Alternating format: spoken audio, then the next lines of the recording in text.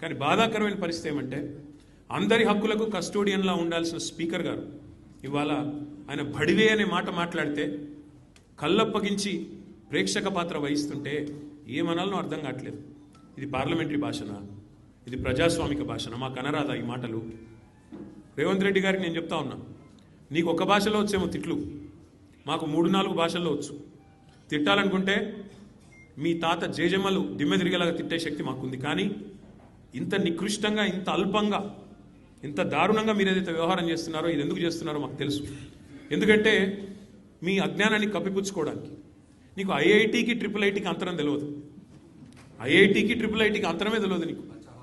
నీకు బచావత్కు బ్రజేష్ కుమార్ ట్రిబ్యునల్కు తేడా తెలియదు. నీకు అసలు కృష్ణా బేసిన్ ఏందో గోదావరి బేసిన్ ఏందో తెలియదు. నీకు అసలు తెలంగాణకి ఏం కావాలో తెలియదు.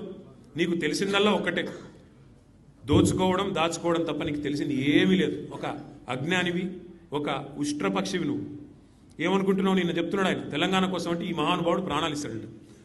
నువ్వు తీసిన ప్రాణాలు చాలు, నువ్వు తీసిన ప్రాణాలు చాలు. ఇప్పటికే 836 మంది రైతులను పొట్టన పెట్టుకున్నాడు రేవంత్ రెడ్డి వచ్చిన తర్వాత. 100 మంది పైచిలకు ఆటో డ్రైవర్లను పొట్ట పెట్టుకున్నాడు. 100 మంది పైచిలకు గురుకులాల్లో పిల్లలను పొట్టన పెట్టుకున్నాడు. 48 మంది నేతన్నలను ఉసురు పోసుకున్నావు. ఇప్పటికే నువ్వు తీసిన ప్రాణాలు చాలు. నువ్వు ఆనాడు తెలంగాణ వాదుల మీదకి, తెలంగాణ బిడ్డల మీదకి తుపాకీ తీసుకొని పోయి తెలంగాణ ఉద్యమాన్ని అవమానించింది ఎవరు మర్చిపోలేదు. ఇవాళ ఏదో పేమెంట్ కోటాలో అదృష్టం బాగుండి అడ్డిమారి గుడ్డి దెబ్బలో ముఖ్యమంత్రి అయినావు రేవంత్ రెడ్డి. నీ వాగుడు, నీ అల్పబుద్ధి ప్రపంచం మొత్తం చూస్తూ ఉంది. ఒకటి